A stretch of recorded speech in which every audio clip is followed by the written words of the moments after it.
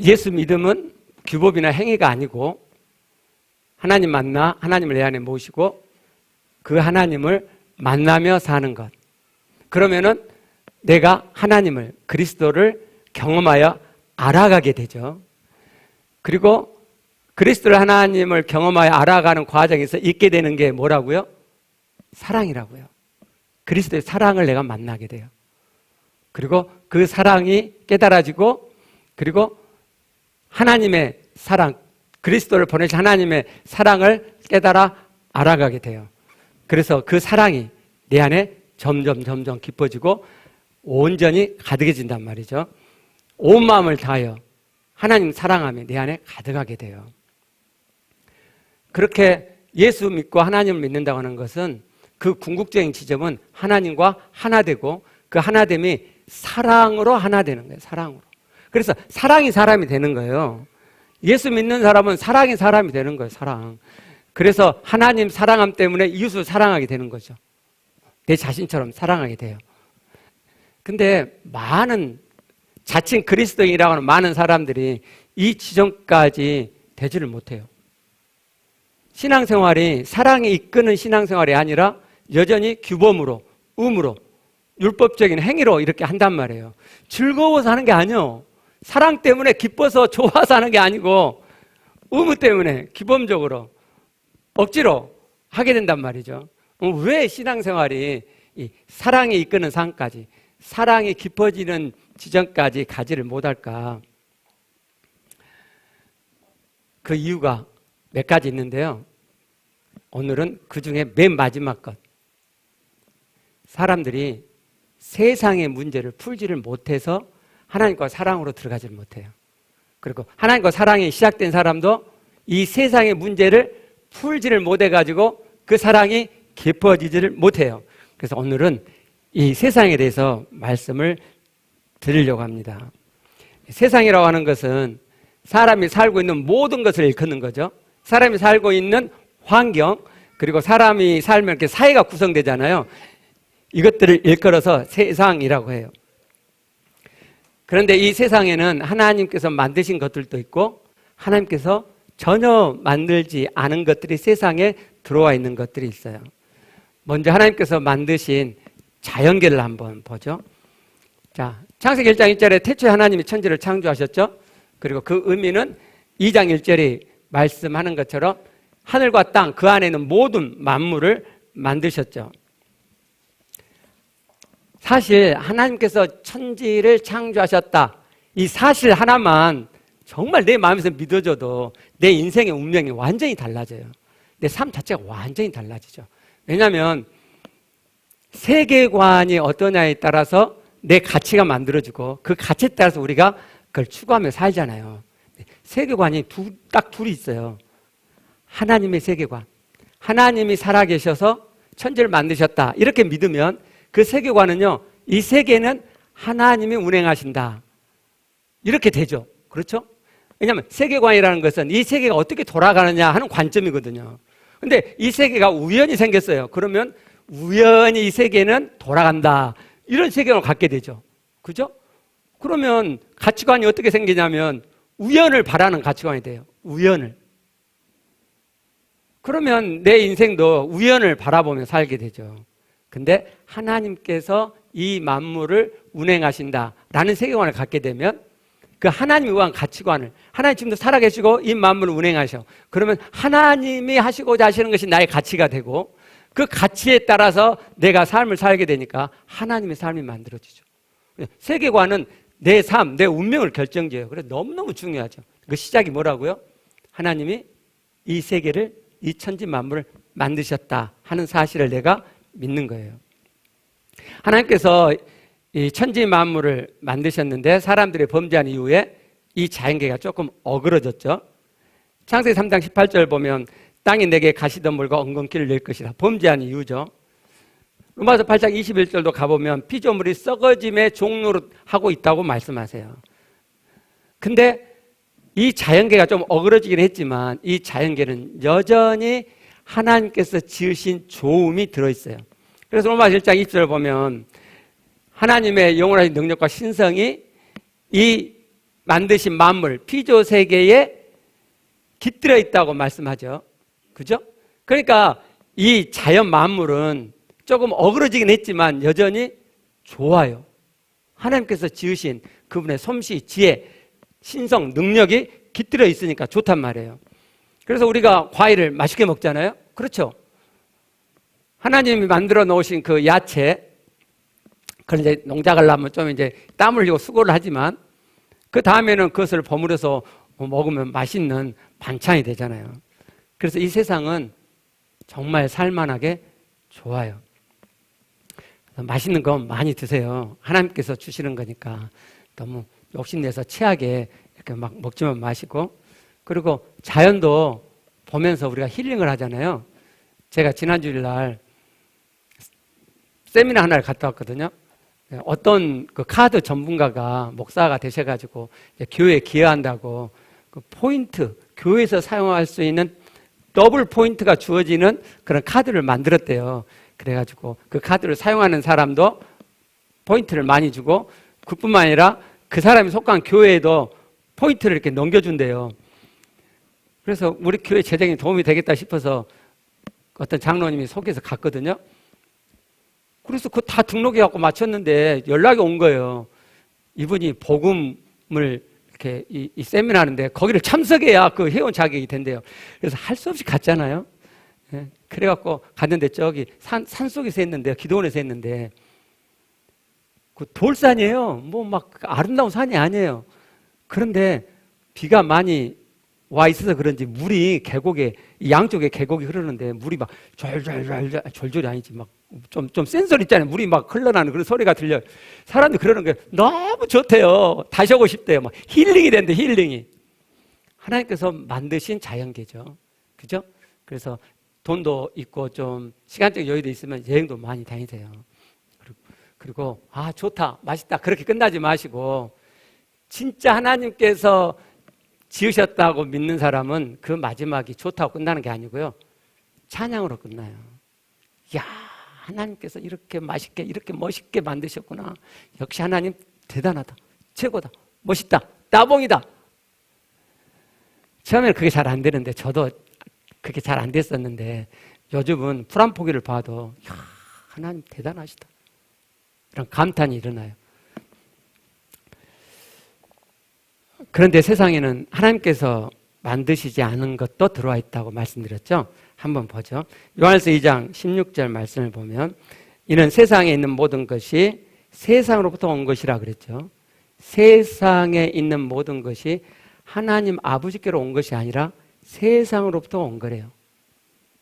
자연계를 말하는 게 아니고, 이따 설명드리겠지만 세상 안에는 하나님 아버지께로 온 게 아니고 세상 자체로부터 생겨난 것들이 있어요. 성경은 의도적으로 이 사실을 우리에게 밝혀요.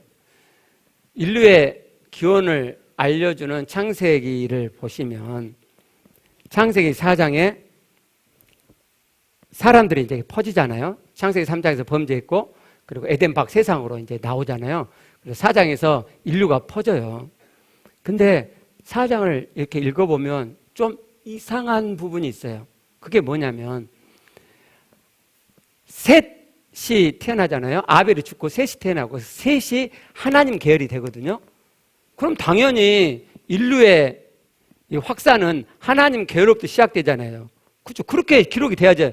근데요, 4장을 보면요, 하나님 계열이 아닌 비하나님 계열인 가인 계열로부터 이 세상이 확산된 것으로 먼저 기록이 돼요.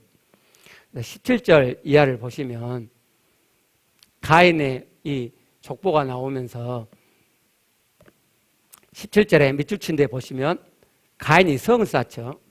그리고 그 아들의 이름으로 성을 이름해요.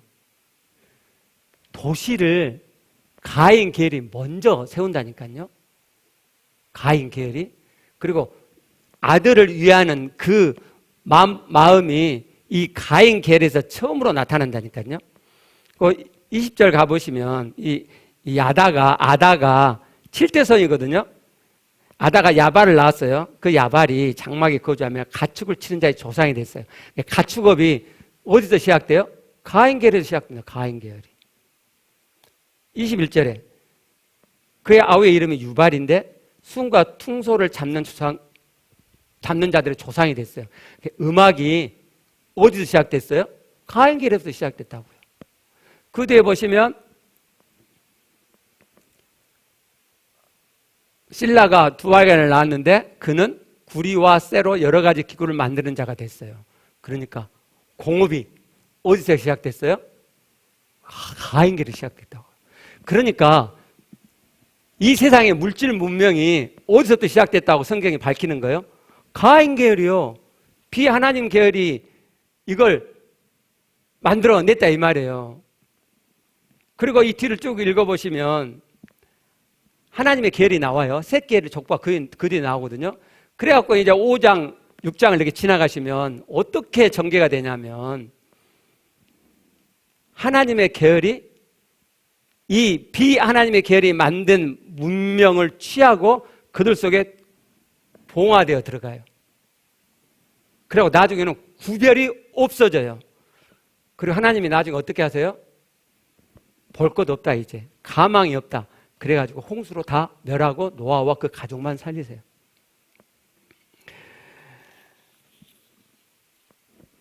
이것을 에베소 2장 2절에서는 뭐라고 말씀하냐면 세상의 풍조를 따랐다 이렇게 말을 해요. 이 세상에는 하나님이 만드시지 않은 하나님이 하나님의 계열에게 만들라고 인도하시지 않은 하나님 없이 이 세상에서 잘 먹고 잘 살 수 있어라는 가치, 신념을 가진 자들이 만들어낸 문명, 세상에 풍조가 있고 하나님의 사람들이 그것을 그 풍조를 따라서 살았다 이렇게 이야기를 한단 말이에요. 에베소 2장 2절은 하나님께 부름받은 일도 전에는 이렇게 살았죠. 전에는. 그리고 이 세상 풍조를 따랐다는 말은 공중의 권세 잡은 자를 따랐단 말이고 그 공중의 권세 잡은 자는 악한 영, 사단 마귀의 악한 영이죠. 그것은 불순종의 아들들 가운데 역사하는 영이에요. 근데 창세기 5장, 6장을 가보면 하나님 계열의 사람들이 이 세상 풍조를 따름으로써 하나님 믿지 않는 자들에게 있는 그 영을 따르는 결과를 초래함으로 그들 물질 문명에 젖어 들어가게 됐다 이 말이에요. 그래서 멸망을 당한다 이 말이에요. 여러분 세상 풍조를 따르는 건 이렇게 영적인 문제예요. 하나님이 만들지 않는 반하나님적인 세상의 풍조를 따르는 건 영적인 문제예요. 왜요? 그 세상 풍조 속에 악한 영이 깃들어 있기 때문이죠. 그러니까 창세기 3장에서 선악과를 따먹으라고 부추겼던 미혹했던 사단은 지금 우리에게 하나님의 사람들에게 세상의 풍조 좋잖아 따라라고 미혹하고 있는 거죠. 그런데 한 가지 생각하실 게 이걸 누가 설정하신 거죠? 사단이요? 아니요. 하나님께서 설정하신 거예요. 하나님께서 사람을 에덴 동산 밖 세상에 내보내셨고 가인 계열로 하여금 물질 문명을 먼저 일으키도록 하셨고 그건 하나님 다 아시고 있는 거죠. 쟤네들이 나로 살지 않으면 자기 나름대로 무언가를 만들어낼 하나님이 아셨단 말이에요. 그걸 놔두는 거죠. 그리고 하나님의 계열의 사람들이 어떻게 하냐를 보셨던 거예요. 이 세상의 물질 문명, 세상의 풍조를 이 나의 부름받은 하나님의 아들들이 어떻게 하느냐, 그걸 따라가느냐, 그래서 사단 마귀의 미혹을 따라가느냐, 아니면 그렇지 않고 나와 함께하는 삶을 유지하느냐. 창세기 3장에서 사단의 미혹은 하나님 말씀을 따르지 말고 내 말을, 사단 자기 말을 따르라는 거잖아요. 그건 곧 야 하나님으로 살지 마, 나로 살아 나로 라고 하는 미혹이었죠. 하나님께서 그걸 보신다 이 말이에요. 그걸. 여러분 이게 세상이에요. 이 세상을 모르면 하나님과 사랑의 완성 지점으로 들어가지를 못한다 그랬죠. 이게 세상이에요. 즉 세상은 조금 어그러져 있지만 여전히 하나님의 솜씨, 지혜, 능력과 신성이 깃들어 있는 좋은 자연계가 있고 그것만 있는 게 아니라 이 세상에는 하나님과 아무 상관없는, 오히려 하나님과 적대적인 물질 문명, 하나님이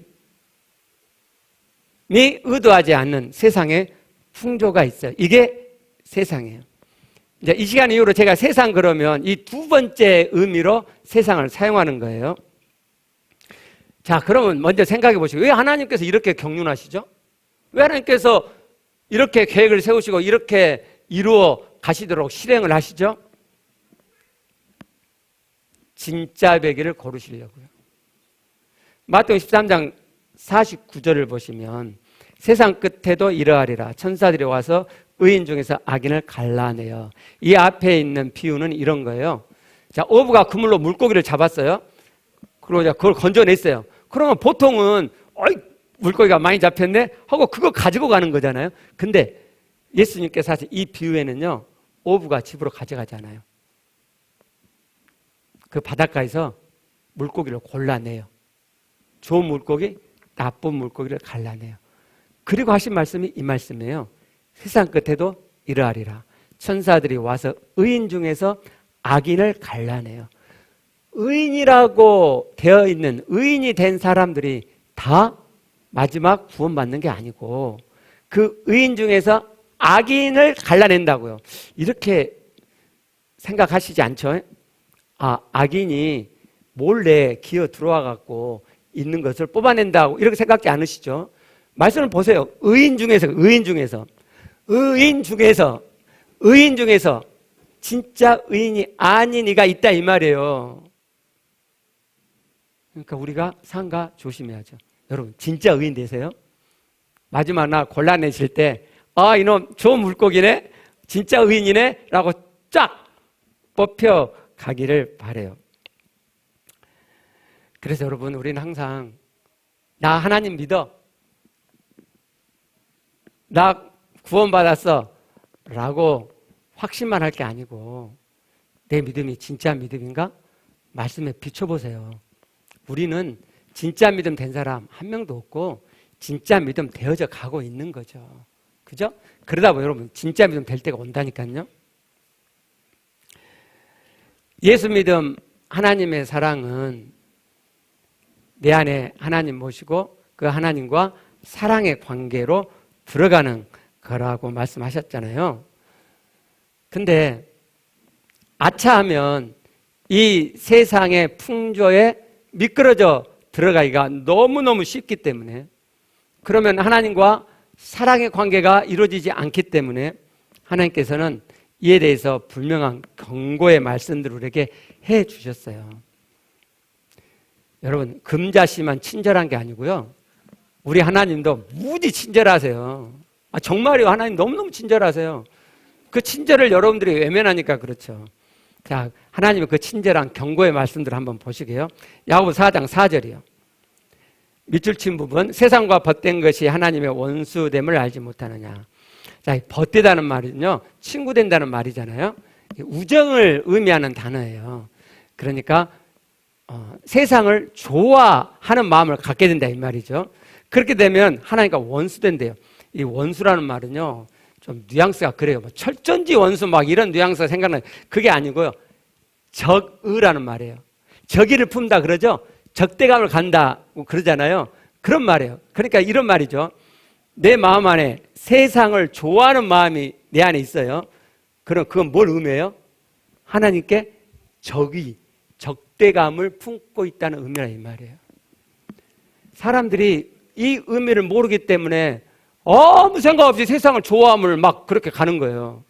여러분, 내가 세상을 좋아하는 그 마음 속에 하나님을 적대하는 마음이 있는 거다 라고 생각하면 세상 함부로 좋아하겠어요? 아, 또 이렇게 말씀드리면, 아니 저는요 하나님 좋아하는데 세상 좋아하는 데 있어요, 또 이렇게 하시죠. 그 말이 아니잖아요. 그 말이 아니고, 세상을 좋아하는 마음은 이꼴 뭐예요? 하나님께 대한 적이다, 적대감이다, 이렇게 말씀하는 거잖아요. 그러니까 이렇게 되는 거죠. 종합보면 내가 하나님을 사랑하는 마음이 50 있어요? 있어요. 근데 세상을 좋아하는 마음이 50 있어요. 그러면 뭔 말이에요? 하나님을 사랑하는 마음도 50 있지만 하나님을 향한 적대감도 50 있다 이 말이다 이 말이에요. 이해되셨어요? 예. 근데 우리는 세상 좋아함 속에 이런 강력한 독이 있는지도 모르고 무턱대고 세상 좋아한다고 막 이렇게 나가죠. 그래서 이러한 신앙을 가늠한 여인들이라고 하잖아요. 가늠한 여인. 굉장히 센 편이죠. 이 가늠한 여인이라는 말은 정부가 있다는 말이잖아요. 그럼 우리의 정부는 누구죠? 하나님이죠. 그러니까 이 가늠했다는 표현은 하나님께서 우리와 관계를 사랑의 관계, 부부 관계로 지금 설명을 하고 있는 거예요. 그래서 5절에서 이렇게 말씀하시죠. 너희는, 제가 일부러 가로를 쳐놨죠. 헷갈릴 수 있어서 하나님이 우리 속에 거하게 하신 성령, 성령은 하나님께서 우리 속에 거하게 하신 분이세요. 그 성령이 사모해요. 그 성령이 시기하기까지 사모해요. 여러분, 누가 나를 사모한다면 간절히 바란다, 원한단 말이잖아요. 누가 나를 간절히 사모해요. 그러면 거기에 대해서 나의 반응이 있죠.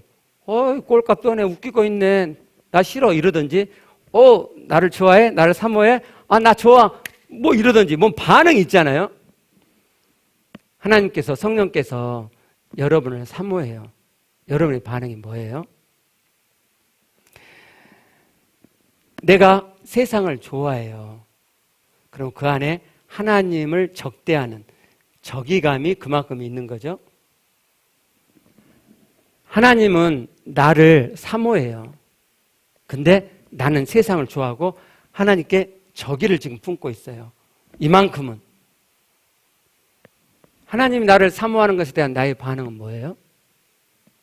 자, 지금 여러분 안에 세상을 좋아함이 있고 그것은 곧 하나님께 대한 적의를 품고 있는 거예요. 그만큼, 세상을 좋아하는 만큼. 근데 여러분의 안에 거하시는 성령이 여러분을 사모한대요. 간절히 여러분을 원한대요. 자, 그럼 여러분의 반응은요? 놀고 있네, 나는 세상이 좋은데, 그러실 거예요? 아니면 나를 좋아해, 나도 바라는 바예요. 그렇게 나를 사모하는 그분에게 손을 내밀고 그분과 함께 하실 거예요. 세상을 좋아함이 하나님과 적의를 갖는 거다라고 했을 때 여러분 또 오해하실까 봐 사족을 붙일게요. 여러분, 세상, 하나님 아닌 것들이 세상에 많이 있잖아요. 세상에 풍조. 그 풍조를 완전히 외면하고 살라는 게 아니에요. 그러면 세상을 떠나야죠. 그런 말이 아니에요. 여러분, 저는요, 세상 가요 잘 부를 수 있어요. 요즘 가요는 몰라서 못 부르고요. 저 뽕짝 얼마든지 부를 수 있어요. 왜요? 왜 못 불러요? 아니, 이 세상의 물질 문명을 내가 누리고 즐길 수 없어요? 우리는 자유자잖아요. 그런 게 문제가 아닌데, 문제는 뭐예요? 좋아하는 거라고. 내가 하나님을 좋아하고 하나님 안에서 뽕짝을 부르며 춤을 추는 것과 그게 아니고 세상을 좋아해가지고 세상과 즐기면서 뒹굴고 노는 것과 다르다 이 말이에요. 하나님은 이걸 지금 말씀하는 거죠. 세상을 좋아함이 나와 적의를 갖게 되는 거야. 요즘 크리스찬들은 보면 예수 그리스도로 제사함 받았기 때문에 세상과 뒹굴고 놀아도 아무 문제가 없다고. 그걸 자유라고 이야기해요. 자유라고. 세상을 좋아하면 자유가 아니고 방종이에요. 그래서 요한일서 2장 15절 보면 이렇게 말씀하세요.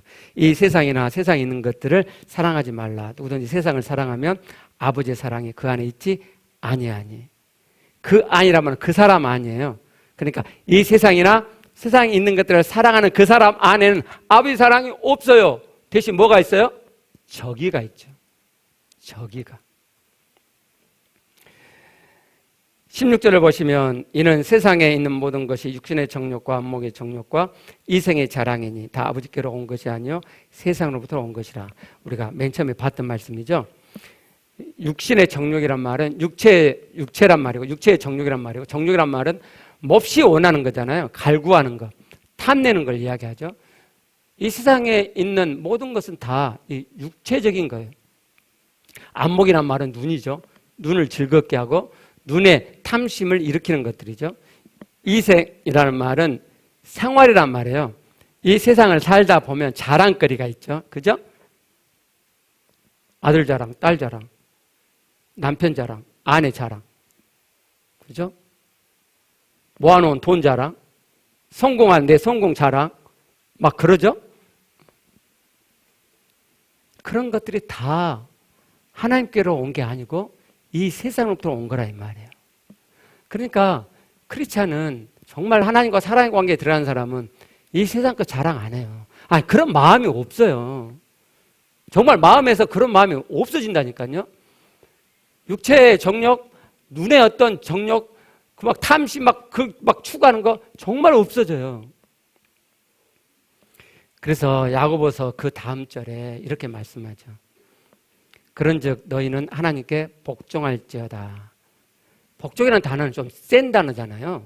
근데 왜 복종이라는 단어를 썼을까? 우리는 그걸 이해할 수 있죠. 우리가 이 세상을 좋아하는 추구성이 있는데 약해요? 아, 여러분 오늘 세상 좋아하면 하나님께 적이야? 그러면 안 되지. 이거 꺾어야지. 꺾어져요? 해보세요. 안 돼요. 시간이 걸려요. 그래서 하나님께서 야고보 사도를 통해서 복종해라, 복종시켜라 이렇게 말씀하는 거예요. 마귀를 대적하라. 대적하라는 말은요, 막 레슬링하고 싸우라는 말이 아니고요, 반대편에 서라는 말이에요. 쉽죠? 그렇죠? 쉽지 않죠, 사실. 살짝 달라붙어 갖고 세상이 너무 좋은데 이게 딱 달라붙어 있는데 반대편에서 안 떨어져. 이게 너무 좋아 갖고 이게 잘 안 떨어져요. 근데 반대편에 서라는 말이에요. 반대편에 서라. 그래야만 너희를 피한대요. 그 강력한 세상의 것들이, 그 좋은 것들이 내가 반대하고자, 반대편에 서고자 하면 피한대요. 시간이 걸리지만 분명히 떨어져 나가요. 분명히. 제가 이 과정을 거치면서 아니, 내 마음속에 세상을 좋아하는 마음이 이미 이렇게 있는데 이걸 막 내가 하려고 해도 막 안 되고 지고 또 지고 이러는데 이게 빠져? 제가 그랬어요. 빠져요. 정말 빠져요. 정말.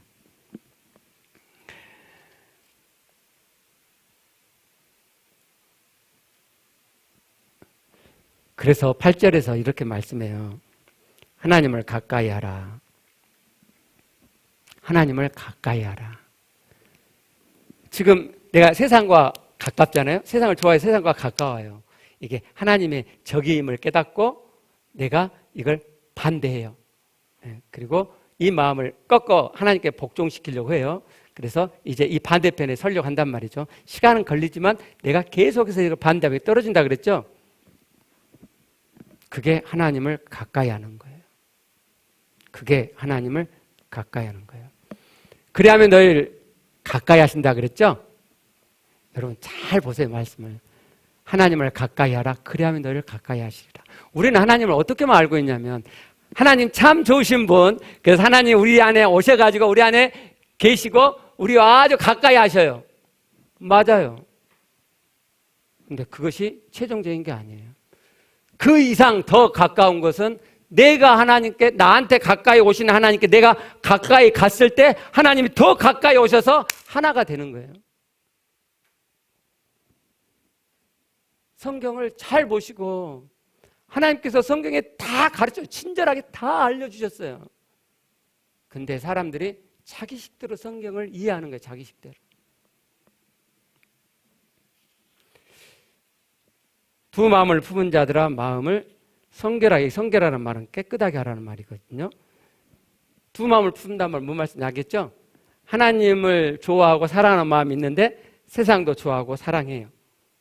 그래서 요만큼 외에는 하나님께 적의를 갖고 있어요. 하나님을 싫어하는 마음이 나한테 있단 말이에요. 여러분, 하나님 싫어하는 마음 없다고요? 에이, 그러면 온팍 하나님께 달려가죠. 안 그러시잖아요.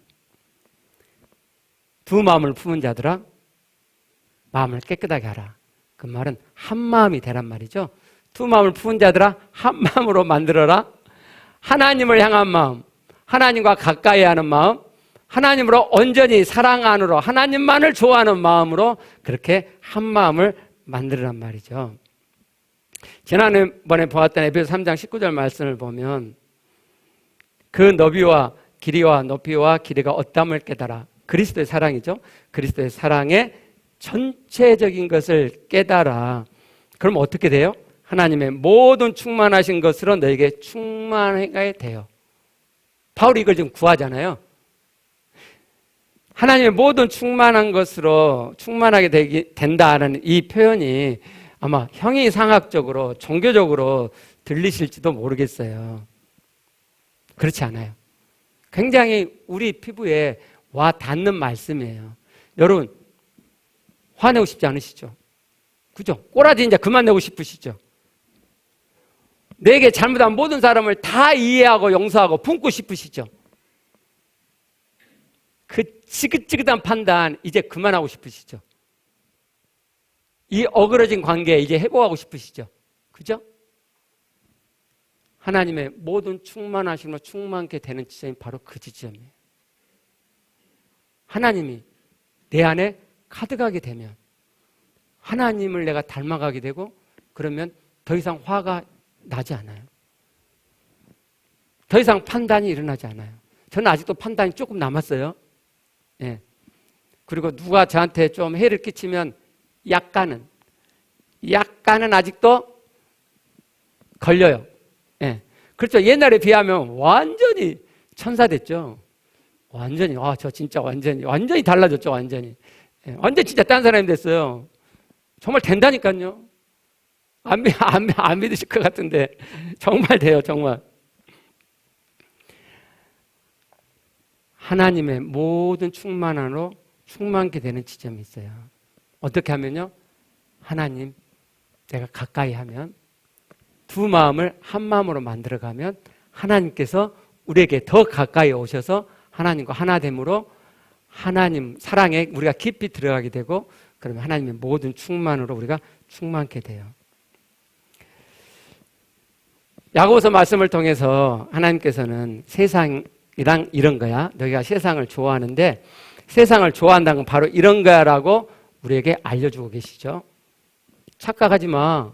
세상 좋아하는 거 그거 괜찮은 게 아니야. 그래도 되는 게 아니야. 착각하지 말고 정신 좀 차려라고 오늘 말씀해 주세요. 그리고 9절에 마지막으로 이렇게 말씀하세요. 슬퍼하며 애통하며 울지어다. 너희 웃음을 애통으로 너희 즐거움을 근심으로 바꿀지어다. 세상을 좋아하면 세상이 너무 좋기 때문에 웃음이 나오잖아요. 그렇죠? 세상이 너무 좋기 때문에 즐겁잖아요. 즐거움이 생기잖아요. 그렇게 세상을 좋아함으로써 생기는 그 웃음, 사실은 하나님께 저기를 네가 품으면서 갖게 된 웃음이야. 그건 애통해야 될 일이지 결코 웃을 일이 아니야. 세상을 좋아해서 즐겁냐? 그건 결코 즐거울 게 아니야. 여기 근심이라 그랬는데 이 근심이란 단어는 근심으로 번역하면 안 되는 단어예요. 이건 너무 차이가 나니까 한번 보게요. 자, 여기 보시면 2726죠. 근심이죠. 2726이에요. 사전을 보시면 자, 2726이죠. 낙담, 실망, 우울이란 단어죠. 막 즐거운데 너 즐거울 거 아니야. 너 세상 그렇게 좋아해갖고 즐거워하는데 야 사실 그건 하나님께 저기를 네가 품은 거야. 저기 네가 하나님을 싫어하는 만큼 네가 지금 세상을 좋아해가고 있는 거야. 하나님을 좋아해야 할 마음을 세상에 둬가지고 너 그렇게 지금 좋아하고 있는 거야. 그래도 지금 즐거운 거야. 네가 이 사실을 알면 너는 낙담해야지. 낙담해야지. 마음이 그냥 툭 떨어져야지. 아이고야 이래야지. 네가 지금 즐거워할 일이 아니야 라고 말씀을 하세요. 하나님께서 우리 인생을 에덴 동산으로 내보내셨어요. 그리고 아까 말씀드린 대로 이 세상에서 하나님과 반대되는 것, 그렇지만 무척 매혹적인 것들로 채워져 가게 하셨어요. 그리고 하나님께 부름받은 자들을 그 물질 문명, 세상의 풍조 속에 두셨어요. 왜요? 시험하시려고. 뭘요? 애들이 진짜 나를 사랑하나? 진짜 애들이 나와 함께 살기를 원하나? 테스트하기 위해서. 그래서 이 세상은 선악과 나무 역할을 하고 있는 거예요. 아까도 말씀드렸지만 사단 마귀는 우리에게 이 세상을 먹으라고, 야, 세상 맛있냐? 좋냐? 세상과 함께 살아. 맛보고 누려. 라고 우리를 유혹하죠. 아까도 말씀드렸지만 우리는 맛보고 누릴 수 있어요. 하나님 안에서. 하나님 안에서. 왜 그러냐면 그 물질분명 다 하나님께서 주신 것 같고 만들어낸 거지. 가인계열이 하나님 주신 것 갖고 만들어낸 거지. 자기들이 뭐 창조해갖고 만들어냈어요? 그렇잖아요.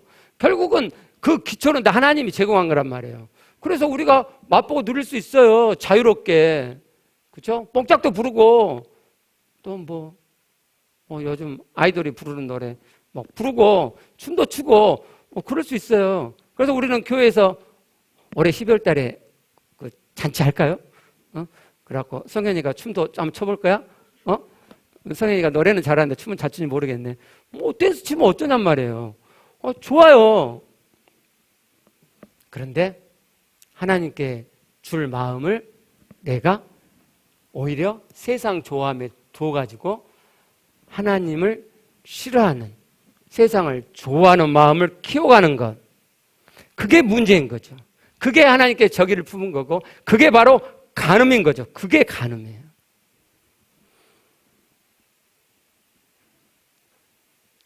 하나님께서 우리를 시험하시고 연단시키시는 것은 우리로 하나님과 함께하는 생명의 삶, 하나님과 사랑의 삶으로 들어가도록 우리의 구원이 더 온전케 되어 가도록 하시는 거지 우리를 멸망시키려는 게 한 게 아니란 말이죠. 그래서 하나님께서 이 세상이 너무 매력적이기 때문에 우리를 이 세상에 두시면서도 친절하게 경고하시잖아요. 그러지 말라고. 나를 떠나서 세상 속에 풍당 빠지지 말라고. 나와 함께 세상에서 놀자고 말씀하시잖아요.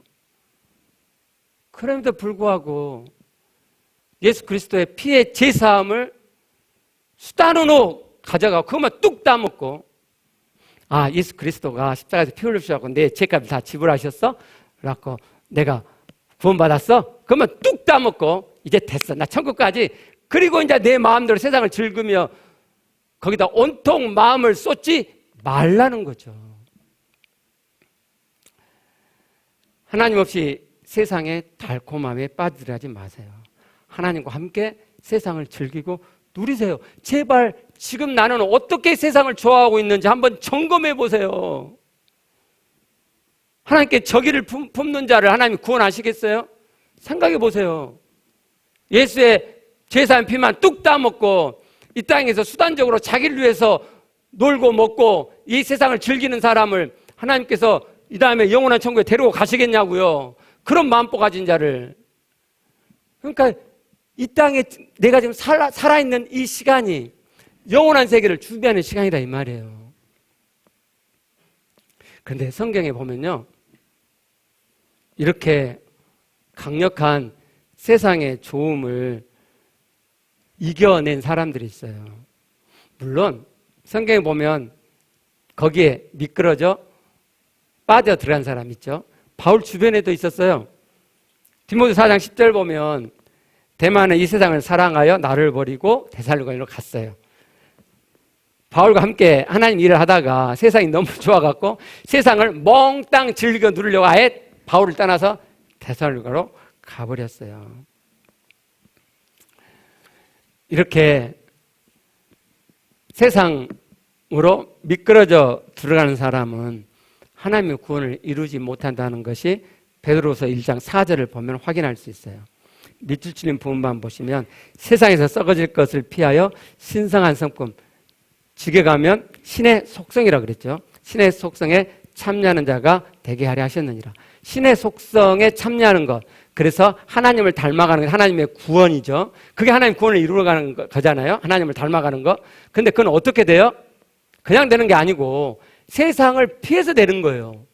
세상은 썩어져 갈 거란 말이죠. 근데 내가 세상에 썩어져 갈 것에 취해가지고 나도 함께 썩어져 들어가요. 그러면 하나님의 신의 속성에 참여하지 못하게 되죠. 그래서 하나님을 닮아가는 구원을 이루지 못하게 되는 거예요. 자, 이제 남은 시간 세상을 이긴 사람들 한번 보게요. 히브리서 11장 13절이요. 이 사람들은 이 앞에 보시면 에녹, 노아, 아브라함 믿음의 선진들이 있어요. 이 사람들은 끝에를 보시면 땅에서는 어떻게 살았냐? 애국인과 나그네로 살았어요. 여기 증언했다는 말은 좀 번역이 정확하지 않아요. 이 증언했다는 말은 고백하다, 시인하다는 말이에요. 요한일서 1장 9절, 만일 우리가 우리 죄를 자백하면 그 자백함이 있죠. 그게 이 단어예요. 헬라어로 호몰로게오인데 이게 고백하다는 말이란 말이에요. 내가 그걸 인정하고 고백하고 시인한다는 말이에요. 그러니까 이 믿음의 선진들은 이 땅에서 어떻게 살았냐? 애국인이나 나그네나 같은 뉘앙스죠. 여기가 이 땅이 내가 거쳐야 할 영원한 거친 걸 생각지 않고 잠시 살고 있는 것처럼 그렇게 시인하고 살았다 이 말이에요. 그렇게 인정하고 살았다 이 말이에요. 9절을 보시면 9절 끝에 장막에 거했죠. 장막은 어떤 사람들이 사용하죠? 유목민. 유목민이 왜 텐트 장막을 치죠? 옮겨 다니기 쉽게. 지금 있는 이곳이 영원한 거처가 아니니까 바로 또 옮겨가야 되니까 쉽게 옮길 수 있도록 장막을 사용했죠. 믿음의 선진들이 그렇게 장막으로 살았다 이 말이에요. 우리는 이 땅에 지금 살고 있는 것이 영원하리라 생각하고 자기 집을 으리으리하게 짓죠. 그렇죠? 또 이렇게 말씀드리면 아니 그러면은 그 집 사지 말란 말이야? 그게 아니고요. 전세 살이 귀찮잖아요. 집 사세요. 근데 그 집이 이 땅에서 영원히 살기 위해서 뿌리를 내리는 집으로는 하지 말라 이 말이에요. 나그네로 사시라고. 자기 이름의 집을 갖고 계셔도 나그네로 사시라고. 나그네로. 10절. 이는 왜 이렇게 나그네로 장막으로 살았느냐? 이는 그가 하나님이 계획하시고 지으실 터가 있는 성을 바랐습니다. 이거 아브라함 이야기네요. 이는 그가 하나님이 계획하시고 지으실 터가 있는 성을 바랐습니다. 그러니까 왜 장막을 치고 이렇게 임시 거주지로 살았느냐? 하나님이 지으실 진짜 성이 있기 때문에 그걸 믿고 그걸 바라고 있기 때문이라고 말씀하죠. 14절 이하에서도 같은 말씀이 나와요. 그들이 이같이 말하는 것은 믿음의 선진들이 이같이 말하는 것은 자기들이 본향 찾는 자임을 나타냅니다. 16절 그들이 이제는 더 나은 본향을 사모하니 그러니까 믿음의 선진들이 가나안이라는 자기 본향이 있잖아요. 근데 그 본향을 찾아가지 않았다 이 말이에요. 왜요? 그건 진짜 본향이 아니니까. 자기 진짜 본향은 하늘에 있다고 알았다 이 말이에요. 그 더 나은 본향을 사모하니 곧 하늘에 있는 것이라. 이러므로 하나님이 그들의 하나님이라 일컬음 받으심을 부끄러워하지 아니하죠. 누가? 하나님께서 나는 걔네들의 하나님이야 라고 일컬음 받으심을 부끄러워하지 아니하시죠? 이 땅을 나그네로 사는 사람, 진짜 하늘의 본향을 사모하며 이 땅을 나그네로 사는 그 사람에게 그래 내가 네 하나님이야, 나 네 하나님이야 라고 부끄럽지 않게 하신다 이 말이에요. 근데 그럼요, 이 땅을 나그네로 안 살아. 이 땅이 진짜 내 본향인 것처럼 온통 영원한 거주처럼 이 땅에 내 거주지를 가꾸고 살아요. 그럼 하나님이 그들의 하나님이라 일컫는 것을 부끄러워하신다는 말씀이죠. 그리고 그들을 위하여 한 성을 예비하셨느니라. 어떤 성이요? 천국, 거룩한 성, 새 예루살렘 성을 하나님께서 그들을 위해 준비해 계세요. 여러분을 위해서도 하나님 지금 준비하고 계시겠죠? 그죠? 예. 저도 하나님께서 저를 위해서 준비하고 계실 거예요. 우리 모두가 다 이 땅에서 연결되고 결합돼서 하나님의 거룩한 성을 이루어 갔을 때 우리 모두가 다 구원받아 하나님의 거룩한 성이 되어질 거예요. 하늘 나라 있다는 건 믿으세요? 여러분 믿으세요. 진짜예요. 여러분 이 땅에서 천국 되어 살아가시다 보면 알게 돼요. 천국 진짜 있겠다. 아니 내 안에서 천국이 되는데 진짜가 없겠어요? 진짜 있겠다. 천국 진짜 있어요. 진짜 있어요. 베드로 사도도 우리를 나그네라고 그랬고요. 베드로전서 1장 1절 보면 나그네라 그러죠. 17절에 보면 베드로가 이렇게 말해요. 나그네로 있을 때를 두려움으로 지내라. 왜 그렇죠? 왜 나그네로 지내는 이때를 두려움으로 지내야 되죠? 내 영혼을 결정하는 시기이기 때문에. 내가 이 땅의 삶을 나그네로 사시면 영원한 천국 본향을 사모하며 사시면 그 사람은 영원한 본향에 들어가게 되잖아요. 근데 이 세상을 나그네로 안 살아. 이 세상이 너무 좋아. 이 세상이 너무너무 좋아. 어떻게 하면 이 세상에서 잘 먹고 잘 살까만 고민해. 그럼 하나님 그런 거죠. 너 여기서 영원히 살아. 너 이 땅에 영원히 살아. 그럼 내 구원은 어떻게 되는 거야? 그렇죠? 그래서 베드로 사도는 나그네로 있을 때를 두려움으로 지내라고 말씀하세요. 이 진리를 깨달았던 바울은요, 이 세상의 삶을 이렇게 살았다고 고백합니다. 갈라디아 6장 14절. 그러나 내게는 우리 주 예수 그리스도 십자가 외에는 결코 자랑할 것이 없으니 그리스도로 말미암아 세상이 나를 대하여 십자가에 못 박히고 나도 내가 또한 세상을 대하여 그러하니라. 바울은 세상을 십자가에 못 박아버리고 살았어요. 세상을 즐기며 살지 않았다니까요. 하나님 없이 세상이 좋다고 하나님께 저기를 품는 그런 삶을 살지 않았어요. 이것은 믿음의 문제라고 요한일서 5장 4절이 우리에게 알려줍니다. 무릇 하나님께로부터 난 자마다 세상을 이기느니라. 세상을 이기는 승리는 이것이 우리의 믿음이니라. 왜 믿음의 선진들이 히브리서에서 그렇게 이 세상을 나그네로 살았죠? 왜 더 나은 본향을 사모했죠? 믿음이 있었으니까. 왜 바울이 세상에 대하여 십자가에 세상을 못 받고 살았죠? 또 이 말씀이 세상에 대해서 막 그렇게 살라는 말이 아닌가 아까 말씀드렸죠? 그게 아니에요. 하나님 안에서 얼마든지 이 세상 즐겨 누리세요. 제발. 근데 제발 하나님 안에서 즐겨 누린 것이 아닌데도 하나님 없이 세상만이 좋아가지고 그렇게 하는데도 하나님으로 즐기고 누리고 있다고 그렇게 말하지 마세요. 천벌 받아요. 진짜 그런 사람. 하나님은 뭐하고 계시나 몰라. 그냥 확 그런 애 한 대 두들겨 패버리지. 그거 하나님 못 오가는 거예요. 자신의 마음을 민마음을 몰라서 그럴 수도 있겠네요. 그렇죠? 네. 어떻게 하면 세상을 이기느냐? 하나님께로 난 자. 근데 믿음이 있는 자가 세상을 이겨요. 믿음이 있는 자가. 믿음을 키우세요. 우리는 이 세상을 이기지 못하죠. 그러니까 세상을 좋아함이 있잖아요. 네. 저도 아직도 세상을 좋아함이 남아있어요. 아직도 있어요. 남아있어요. 뭐지? 제가 유튜브를 정말 많이 안 보거든요, 지금은. 그래도요, 제가 이제 화장실 가서 잠깐 이제 세면하고 그럴 시간이 있어요. 그 시간이 아까워. 뭔 정보가 있을 수도 있어. 그 유튜브 틀어놓고 하고 있어요. 사실 꼭 봐야 될 것도 아니거든요. 꼭 그럴 때는 성경 말씀 유튜브는 보기 좀 그렇고, 별로 그런 거 있잖아요. 일반 막 상식이나 막 요즘 예능 프로는 안 보는데, 막 그런 걸 틀어요. 뭐 어떤 정보나. 근데 그게 좋아서 내가 그렇게 하고 있다는 걸 제가 알아요. 그거 느껴지잖아요. 내 안에서 그걸 좋아하잖아요. 지금 추구하잖아요.